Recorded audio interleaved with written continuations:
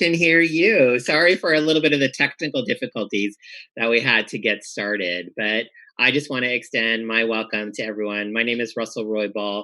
I'm Chief Advancement Officer at San Francisco AIDS Foundation, and I get to work with Joe every day, which is an honor and a privilege. And today we're going to talk to Joe about questions that you might have about San Francisco AIDS Foundation, about the ride, about the current moment that we're in. And so if you'd like to ask a question, please put it in the chat in Facebook, Twitch, and on Zoom. And our moderators will assemble your questions and we will try to get to your questions, or as many of them as we can, in the next hour. So again, welcome roadies, cyclists, riders, volunteers, to this next hour that we're going to spend together. We hope that you are having a lunch, if it's your lunchtime, or maybe a little snack, or maybe a Pop-Tart, because Pop-Tarts on the ride are always a good snack. So again, welcome, and let's go ahead and get started. So Joe, we started this week's camp stage with a statement from you and Lori around what is going on around us, and that lots of our community are a part of. The tragic and murder of George Floyd by police in Minneapolis, and the countless other murders of Black people that have happened around the country. And right, we all know that this is nothing new. The unfortunate stain of America is its over 400 years of genocide of Black people due to the evil of slavery. And so it brings us to this moment where demonstrations are occurring around the United States. And I just wanted to check in with you and ask, how are the San Francisco AIDS Foundation staff doing? How has the organization modified its programs to meet the needs that are happening right now? And then we'll talk more about the current moment. And then we'll also get to stuff around the ride and your experience on the ride over the last few years. Yeah. Well, thank you for asking that question and starting this conversation off with it. I think one of the things that folks at home may not understand is that so much of the production of AIDS LifeCycle happens a few days before it actually gets aired. And so this is giving us a real live in-time opportunity to be talking about what's going on in our community. And I just want to start my response to that really dynamic question by simply stating this, and that's Black Lives Matter. And we believe that at San Francisco AIDS Foundation. We believe that within the AIDS LifeCycle community, and I know that our good partners at the Los Angeles LGBT Center believe that. But I think for me, this moment calls us to do more than just believe something, right? I'm a firm believer that being an ally is not a noun, being an ally is a verb, and that it requires action. And it specifically in this moment requires the action on white people who experience privilege in significant ways and who need to use that privilege to address the anti-Blackness, the white supremacy, and other forms of racism that are showing up in this moment, but we know, as you rightly said, have been part of our country's long history. And I think that showing up as an ally and taking those actions, and the way that I think about my own work as someone who aspires to be the strongest white ally that I can be, is that it's on two fronts, right? One is the internal front and one is the external. And what I mean by that is that I have to do my own internal work, right? And that's my responsibility. And that means I have to read, I have to listen, I have to learn, I have to observe, and I have to process. And I should be processing with my white ally friends or white people in my community, and not put the burden on Black, Indigenous, and other people of color to help me work through my own challenges and my own struggles on this topic.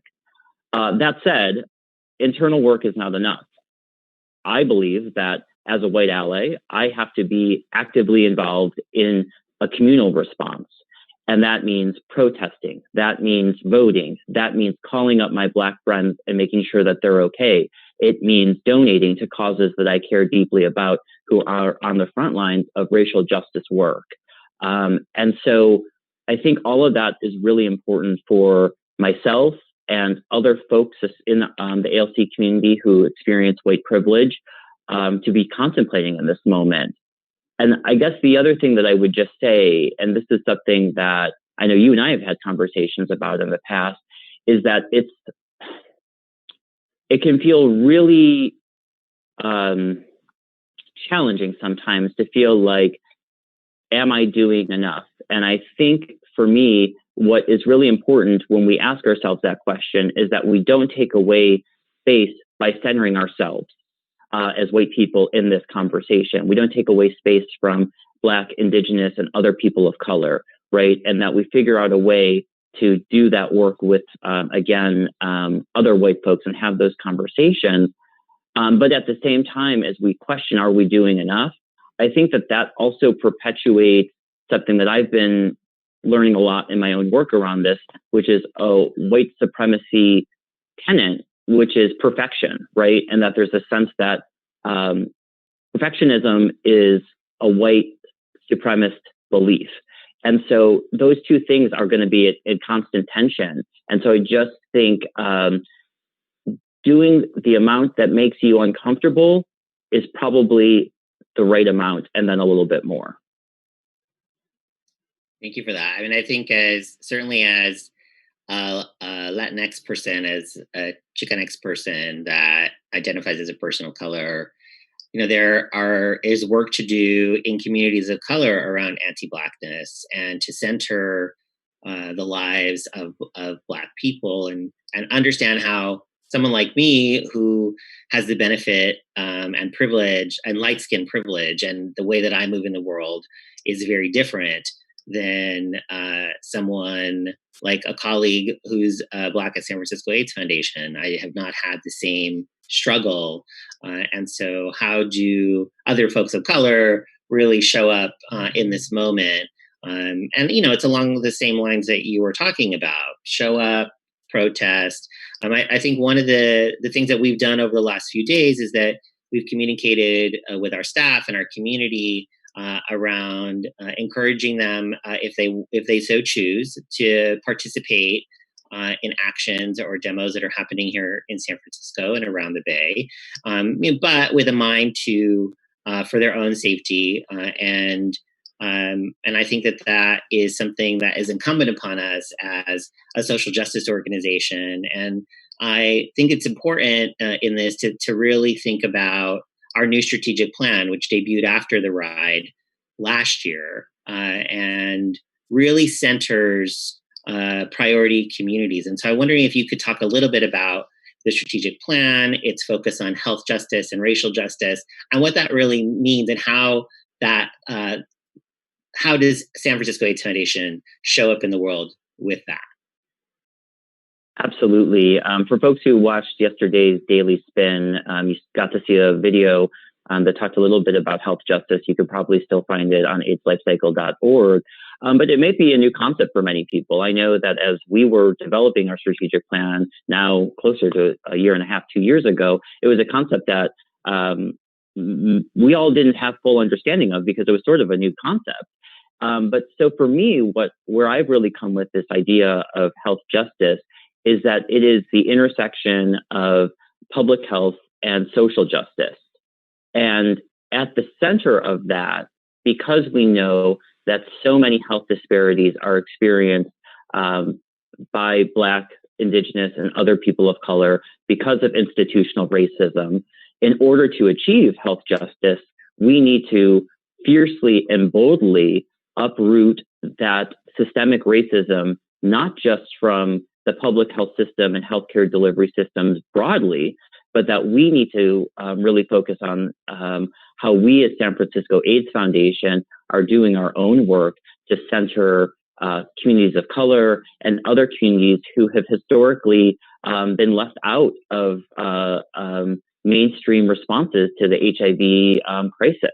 And so I'm really proud of the work that is happening, but I will also say that, a strategic plan is only as good as the action, right? And so it's wonderful that we put that forward, right? And it's wonderful that we are committing ourselves to health justice and racial justice.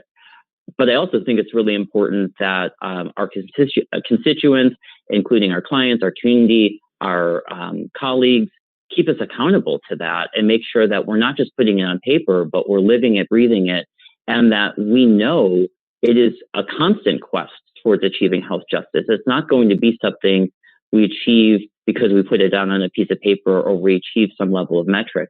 It's having difficult conversations. It's developing new programs. And in this moment, both because of COVID-19 and also because of what is happening in the world right now, I think we are really using that lens and using that framework to inform so much about what we're doing. And again, not just what we're doing externally for the community, but internally about how we're caring for our staff and showing up for our staff at a moment when, especially, as you rightly point out, our Black colleagues are carrying so much, and then they're showing up to work and carrying in their hearts the love and compassion for our clients, and we need to create space to really caretake for them. You know, before all the events of last week, and then through the weekend, we were struggling with the coronavirus pandemic, and it had affected certainly our services. And there are a lot of parallels, right, around the disparities that folks of color experience and have experienced in HIV, have experienced now with COVID-19. And so I wonder if you could just talk a little bit about, you know, the foundation had sent out a message to our folks talking about the alarming rates of death among, in particular, African Americans, but people of color in general in COVID-19. And so I wonder if you could talk a little bit about that, and then also talk about what has the organization done around modifying its services in this time. Yeah, absolutely.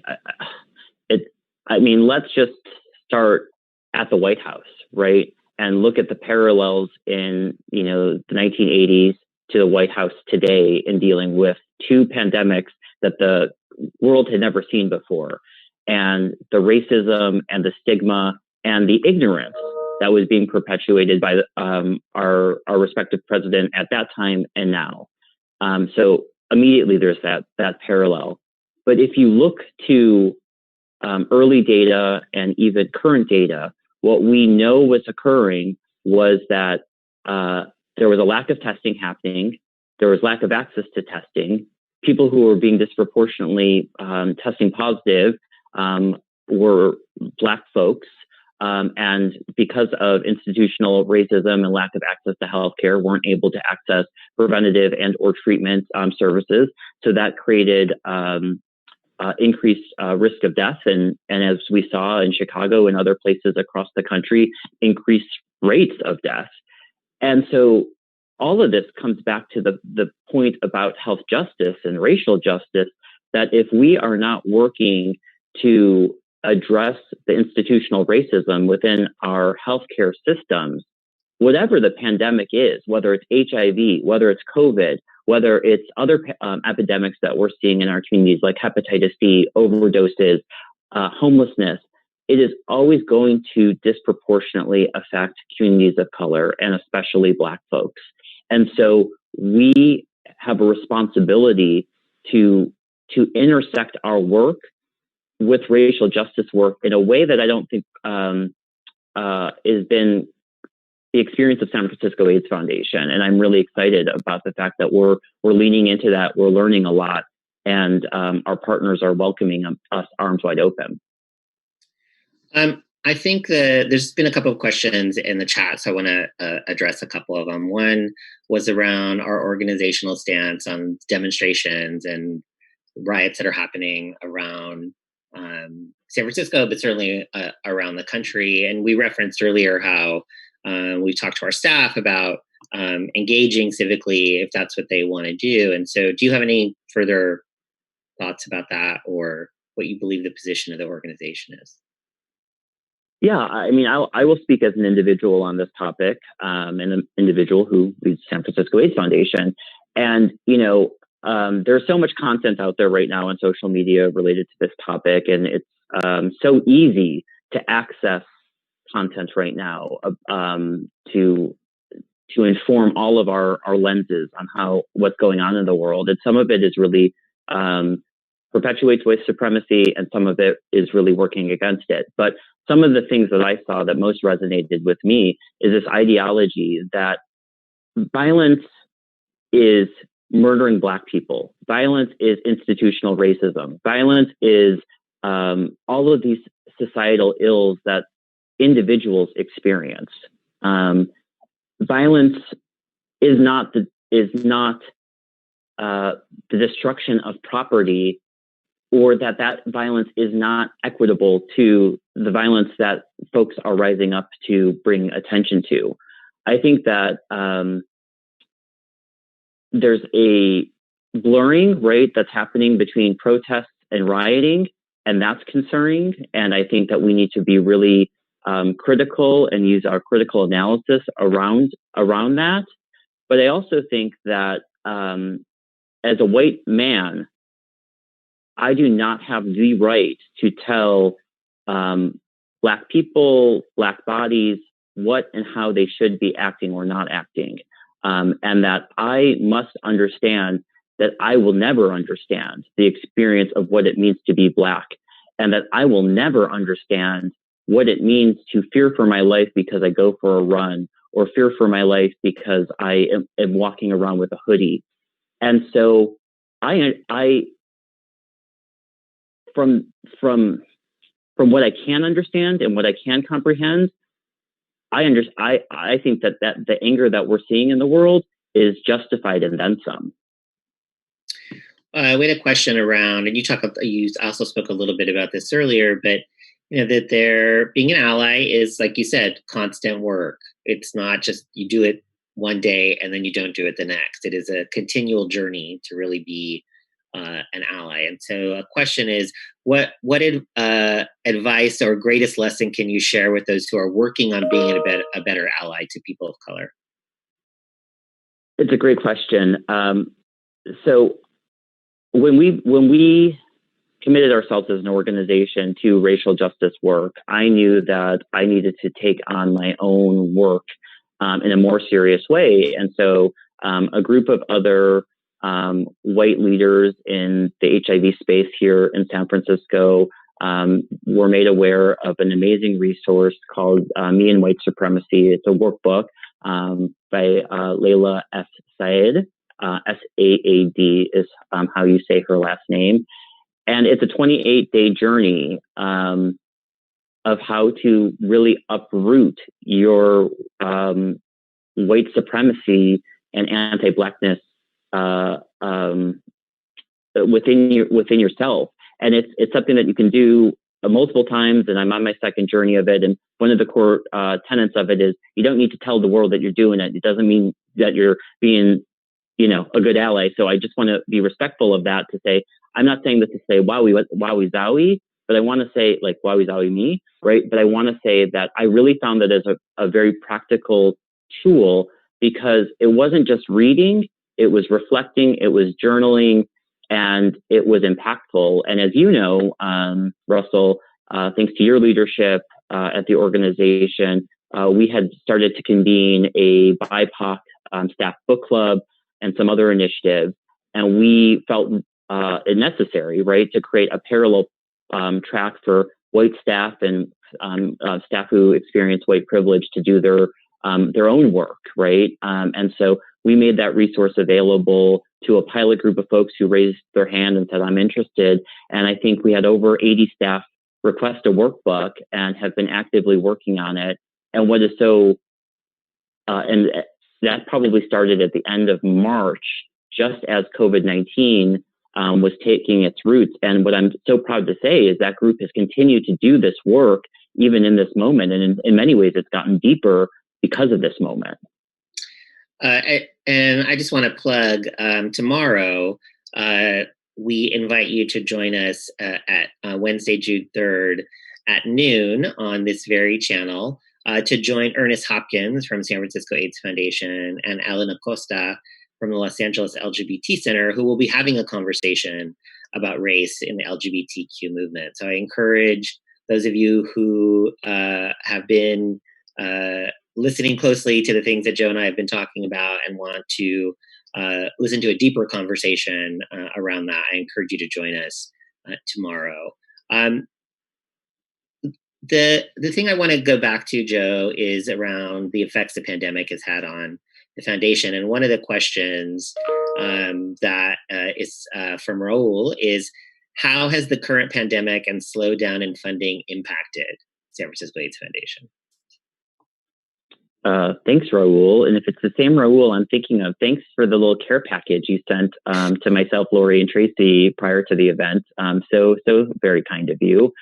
This is what I love about the ALC community, is the caretaking we do of one another, and to receive a package like that from Raul, and then to talk to him and hear his wife in the background. It just, it's the connection that I know that we can still have, even though we're in a virtual world. So sorry for that sidebar. Edit that out when you put this on the evening program. But to answer your question, I mean, as you heard me say in I think night one's video, I have always been proud to be part of this organization. I'm celebrating 4 years at the organization, but I have to tell you, in the last now 80 days, I have never been more proud of this organization. And from the moment that Mayor Breed announced the shelter in place, our staff went into immediate action to use our 38 years of experience of engaging the most marginalized communities, the folks who are often left out of a public health response, to ensure that their health and wellness was protected during this moment. And so that involved everything from continuing to offer essential sexual health services at our location in the Castro. It meant making sure that harm reduction supplies, so syringes, Narcan, overdose reversal agent, continued to be available at our harm reduction center. But it also meant that we moved tons of social support programming and our outpatient substance health program all virtual, because we knew that people were going to need those services now more than ever. And the uptake in those services has been incredible. And so I really appreciate Raul asking the question around funding, because, yeah, the truth of the matter is that AIDS LifeCycle is our largest fundraising event of the year. And to know that we had to cancel the event, we reduced the goal, to about $13 million. And to know that there is still a gap between where we stand today and that $13 million goal, that has the potential of impacting the services that we provide. And so I really appreciate everyone who, in this financially challenging moment, in this moment to feel, easy to retreat into oneself, I appreciate that people are resisting that and going out and asking their networks for donations. And it means a lot to me. And I want everyone to be assured that San Francisco AIDS Foundation, as well as the Los Angeles LGBT Center, put those dollars to smart, strategic use. And I think that in this moment, just to connect back some dots about our work on racial justice work, it's not as though the government actively pays for us to host events like Cutie Pocket at Strut, right? Queer, trans, people of color night at Strut, which is a night that is by and for people of color to come and access behavioral health and sexual health services. It's not as though that is a government-funded service. We make that service happen because we're able to lean on the dollars, the precious dollars that the AIDS LifeCycle community and other donors provide us, that allow us to do strategic, innovative work. And so thank you to everyone out there who has continued to fundraise. It means so much to me, and I know to Lori.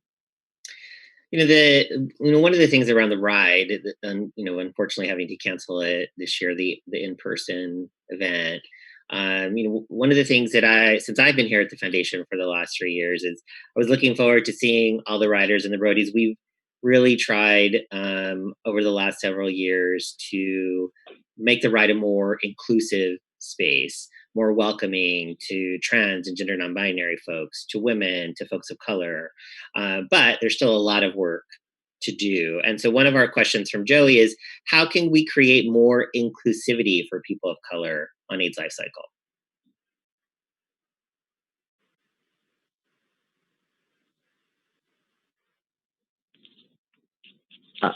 Audio went a little in and out Oh. on that, so I'm hoping I catch the question. But I think you and I can just look each other in the eyes, and I think we can communicate. So I think we got this.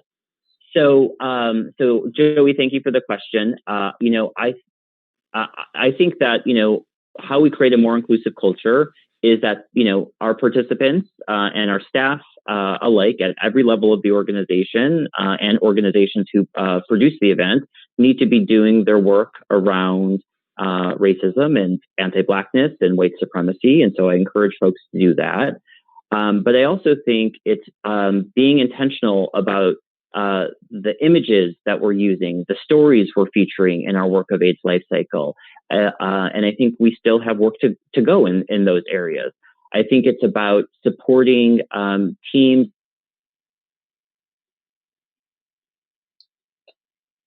Oh, Joe, we can't hear you.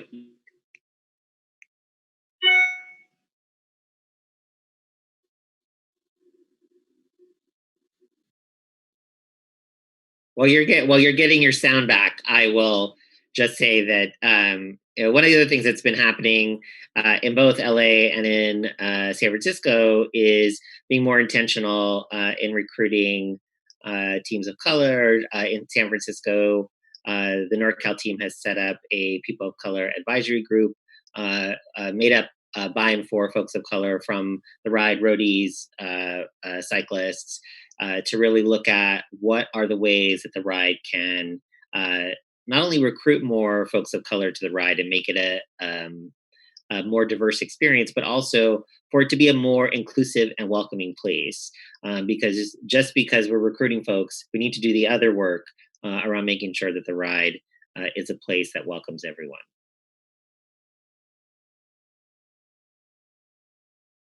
Are you back, Joe? Are you back? I can't hear you. To unmute. Oh, there you go. There you go. Yeah. Yeah. Okay. Well, I'm sure you created some great filler in that moment. And again, I was communicating with my eyes to you, so I don't know where we left off on that. But if you've already covered the topic, I'm happy to add more. But well, one of the things I talked about was how we're trying to be more intentional in creating spaces for folks of color to do organizing, to really welcome more women, trans folks, folks of color, which was the question was about, into this space. And it's not just about recruitment, right? It's really about creating a more inclusive culture at the ride. Absolutely. So thank you for that question. Let's talk a little bit about you, shall we? One of the questions. Oh, it's my favorite topic. One of the questions is what made you want to be a social worker? Oh, thanks. Thanks for the question, Robert. I mean, the simple answer to it is that, I was a young man who was coming out as gay in the conservative south suburbs of Chicago and struggling with my identity. And I discovered that there was a local LGBTQ drop-in center not very far from my home. And I went to that group and my life changed forever. And there I met a social worker. I had never known that profession had really existed before. And for me, it was this profession that was dedicated to, in my opinion, social justice and understanding systems of oppression and systems of power, and how systems at the macro and micro level all interact with each other. And I thought, wow, what an awesome profession to be able to pursue. And so I started working for that youth drop-in center at the age of 16. experienced a lot of mentorship through that. And when it was time to go off to college, I decided I wanted to pursue a social work degree, and I'm glad that I did. And I also feel like I wish I knew that public health was a degree back then too, because I don't tell everyone, but I think I may have gotten my bachelor's in social work and my master's in public health. We won't tell the social work community. Yeah. Well, I think that certainly your training and just who you are as a person, my experience in having worked with you the last almost 3 years is like your level of empathy and really earnestness about doing what's right is very admirable. And I think that comes through when people get to know you and they get to hear you talk. And in sessions like this, I think I think I can speak for my colleagues when I would say that I think you have been an amazing leader in your 4 years Thank you. at the foundation. And you're a writer, right? You. I think one of the things I love about you the most is that when you say you're going to do something, you do it and you follow through, and it's not just talk. And so you've been a writer, and what's your writer number for next year? You're already registered, right? I don't remember it off the top of my head, but because I was this year, I got registered automatically for 2021. But yeah, this I've done the ride 3 years. I was going to take 2020 off because the International AIDS Conference was supposed to be coming to the Bay Area the first time in 30 years. And we were super excited about that and knew it was going to create a lot of work. And so I thought, I can't do both. But COVID caused that to be canceled or move virtual. And so when we made the pivot to do the My 545 Challenge, like with the 3 years prior, I don't know that I can show my gratitude to the ALC community for what it is that they do any other better way than to do it alongside them. So the 3 years prior, I rode my bike and hated every minute of riding, loving every minute of being with the community. I'm not a rider. I don't like it. I have little legs. But then, when we were asking people to raise money for a virtual event and do something on your own, I knew I had to do that as well, because I think showing up and leading by example is really important. And so for the last month, I've been riding my stationary bike every day. And my goal is to, by Saturday, complete 545 miles on that. And so I'm riding about 50 miles on a stationary bike this whole week, each and every day. And so that's not fun, but, I love that you've been hosting. Important to do. I love that you've been hosting chats around it. I love seeing the screen capture on your face. People just popping in to say hi while you're like, yeah. Okay, I saw you at the dance party yesterday, and people are like, "Is Joe dancing?" I was like, "No, he's riding his bike." Oh my God, that was so fun, and I know that you had this experience too. And maybe we'll bring it back in, which is, God. We watched. I didn't watch it live, but I read what occurred with the president and what happened to the peaceful protesters outside of the White House. And I know that we talked about it. You were so angry by that, in the way that I was angry by that, or in very similar ways. And then to have the opportunity to just take a minute and be with the ALC community and see that beautifully produced video, see some people dancing.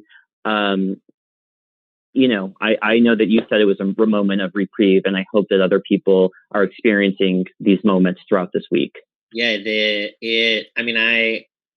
yesterday afternoon, I was filled with so much rage after the president's remarks. And as you saw last night when we talked about it, I got a little emotional. I'm getting emotional now thinking about it, because I never thought in my lifetime that I would see something like that happen. A sitting president fire tear gas and bullets on peaceful protesters in Lafayette Square Park, which I used to live in DC, as you know, and have attended dozens of protests in that park. And to see that happen, and then what the president did after was it just filled me with a lot of rage. And I was so happy to be in the dance party, the Otter Pop Stop Water Stop dance party, and then be on camp stage and be in this amazing community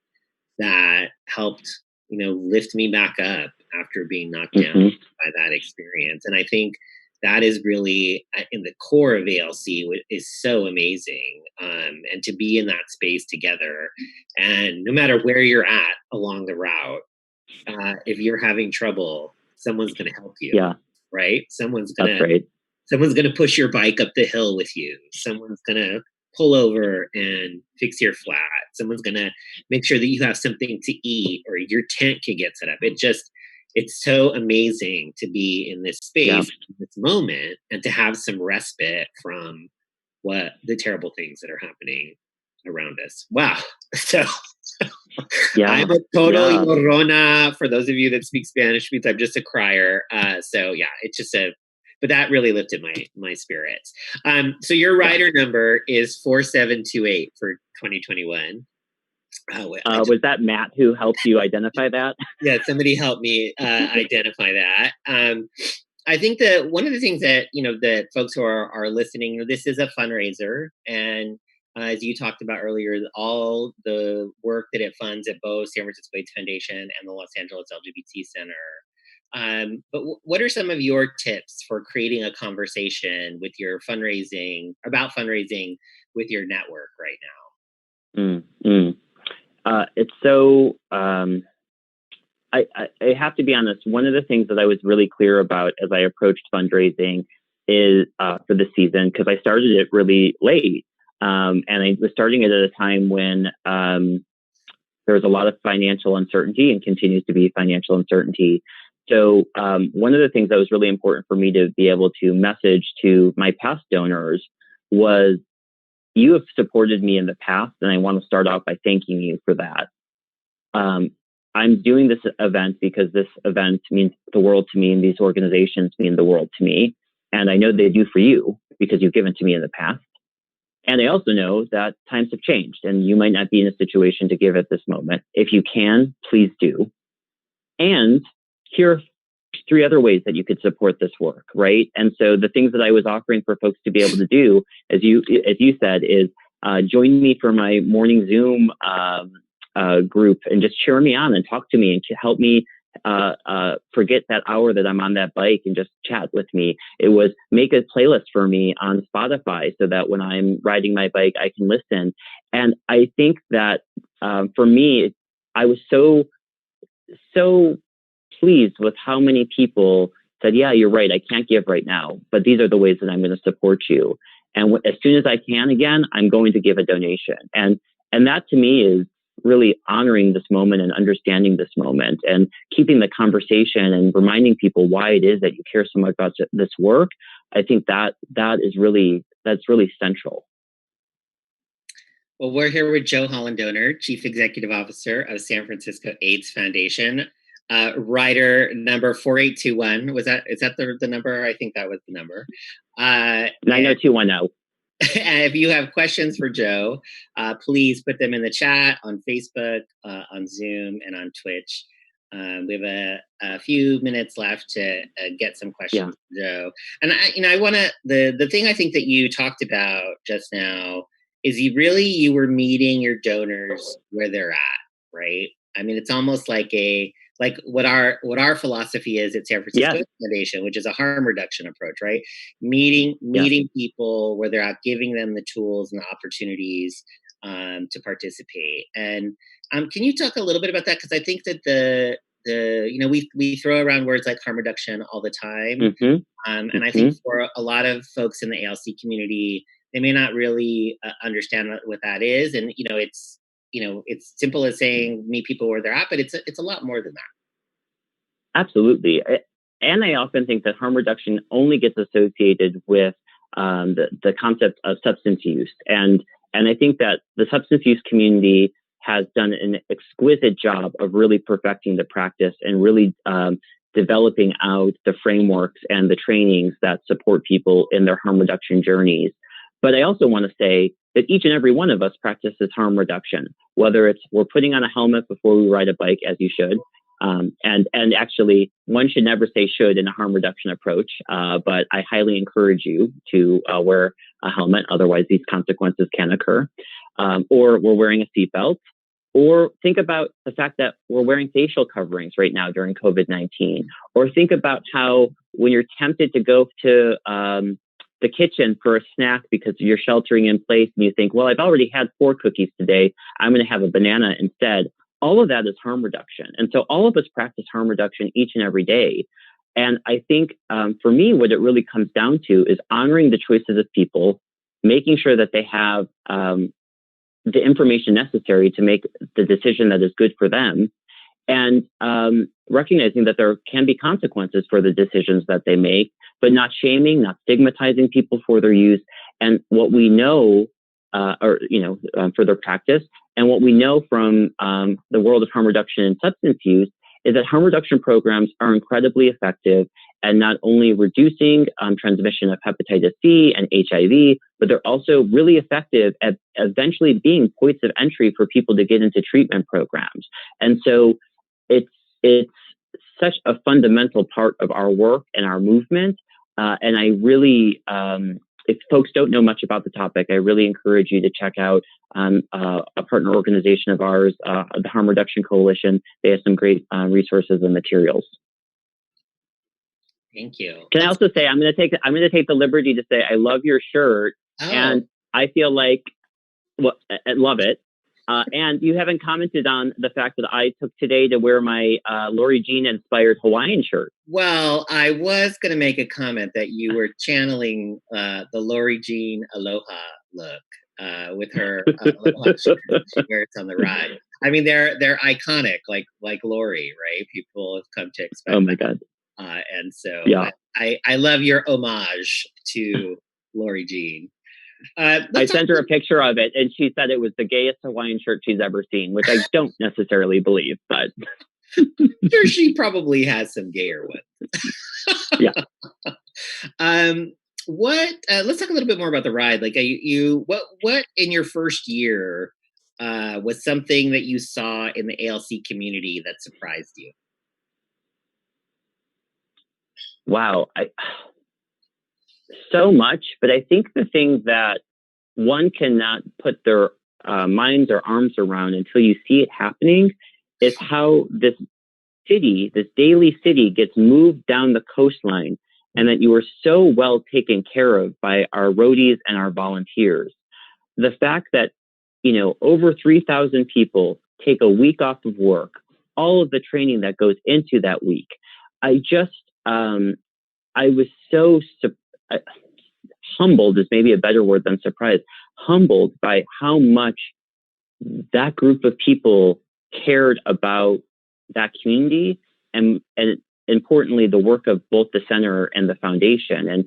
And that blew my mind. And I folks probably remember this who are, veteran riders, but folks probably can recall that I was my 3rd week on the job when I was thrown out onto my first AIDS LifeCycle, and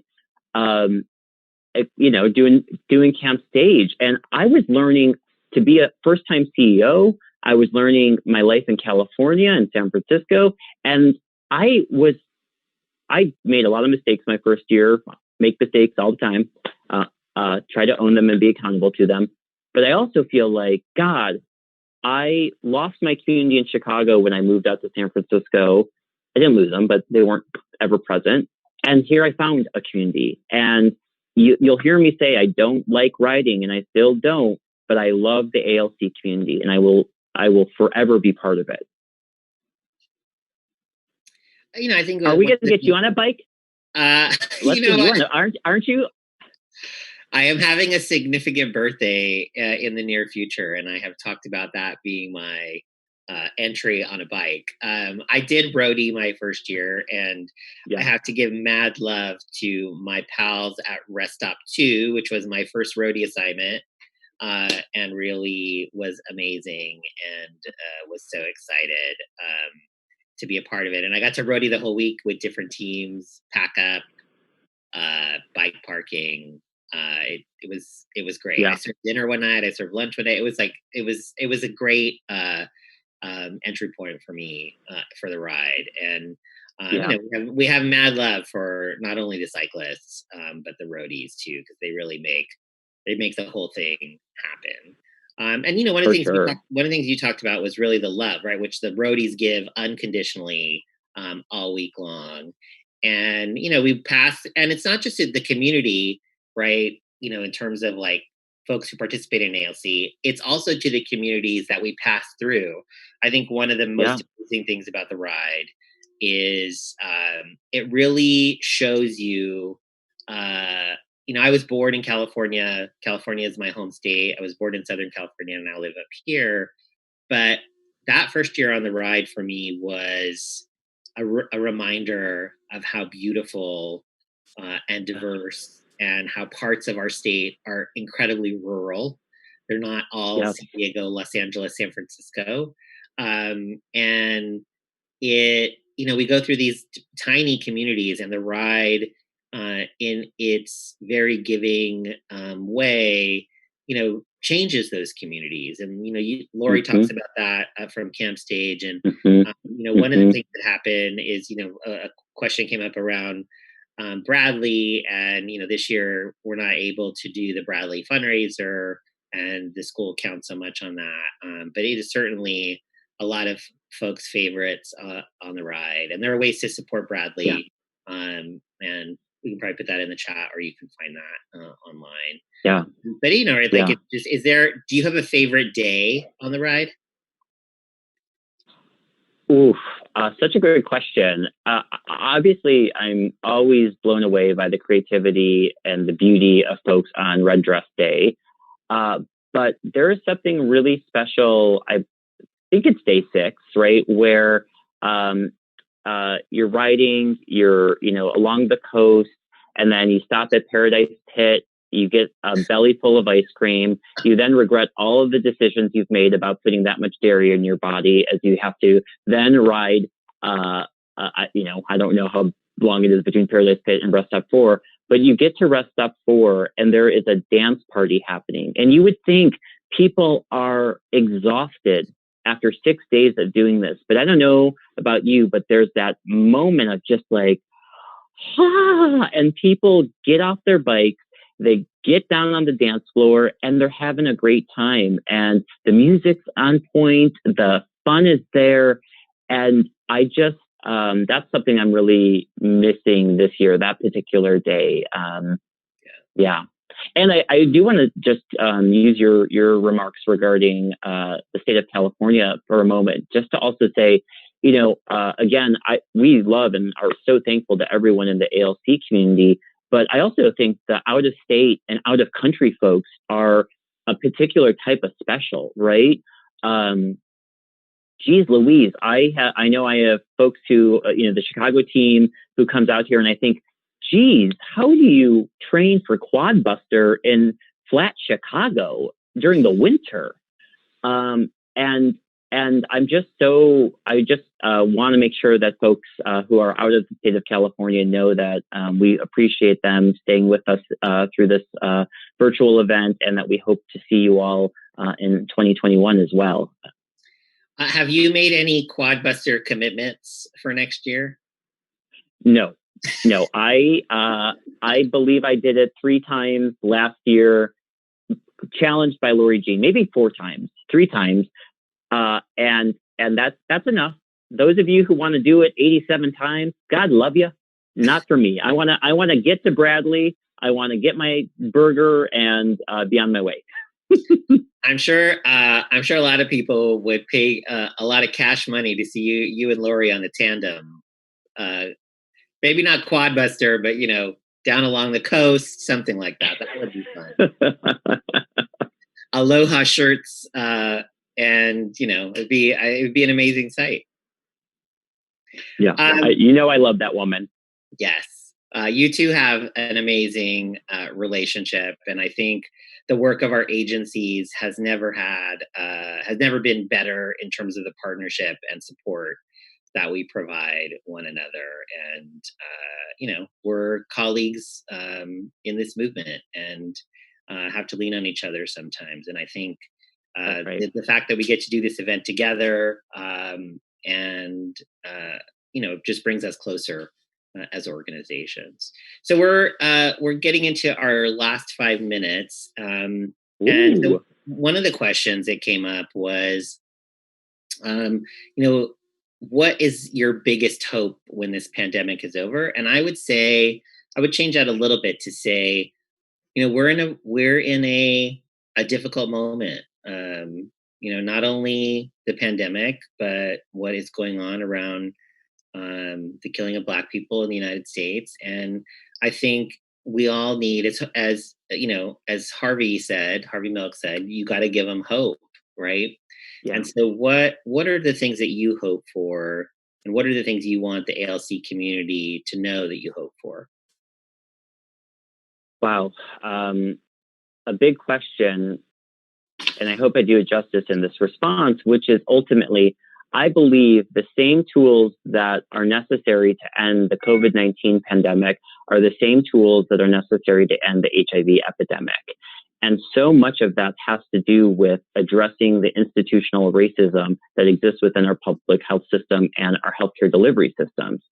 And until we think through that, until we think through access to affordable housing, access to healthcare services, addressing the flaws in our healthcare insurance systems, we are not going to be successful in ending these epidemics. And I feel like because of how broadly impacting the COVID-19 epidemic or pandemic has been, I feel like there's a tension on public health and on health disparities in a way our movement has not been successful in bringing into the forefront in the last 15, 20 years. Certainly at the early parts of the epidemic, far more successful. And I hope it reminds everyone of how essential this work is, and how essential public health is, and how essential the work of the organizations, both San Francisco AIDS Foundation and the Los Angeles LGBT Center do, because we all need to double down on our efforts to support best practices in responding to epidemics like these. And I really feel that there is or at least I feel like there's a palpable change. And the reason I say that is I have been working in the LGBT and HIV movements for over 25 years. And I feel like I've been having the same conversation about race that entire time. And it is frustrating, and felt like we can't make any progress. But I've seen friends of mine who, I sometimes had very tense conversations with around racial justice.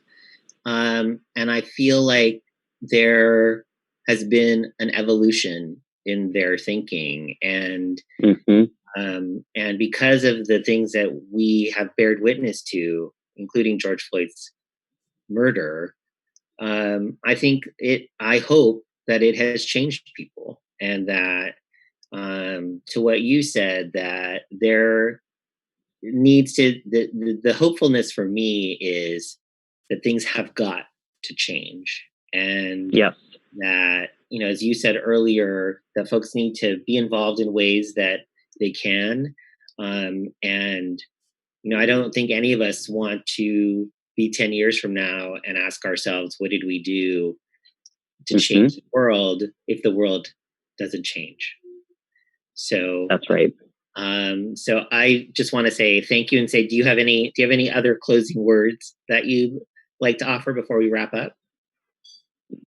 The only thing I would just offer, and you said it so beautifully, that I just want to remind the ALC community that each and every one of you are change makers. And I just appreciate the way that you continue to show up for our community, everything that you do, your creativity, your humor, your sense of humility. It means the world to our two organizations and the thousands of clients that we serve each and every year at both organizations. So This was really fun. I can't wait till we can be together again, both you and I, Russell, but also the community. We haven't been in the same room together in 80 months, days. months, yeah, yeah. Both So of our hair is getting a little out of yeah, control. mine is too. Like I'm having some, like I'm getting bangs again. I haven't had bangs since 1992. So I just want to say, on behalf of all of us at AIDS LifeCycle, thank you for joining us. Thank you for joining me and Joe and spending the last hour with us. Don't forget that this afternoon is mac and cheese night, so you can tune in here on the channels that you're looking on for that. It's going to be great. And then don't forget Camp Stage tonight at 7 p.m. Pacific. Everyone have a really wonderful rest of your day, and thanks for joining us.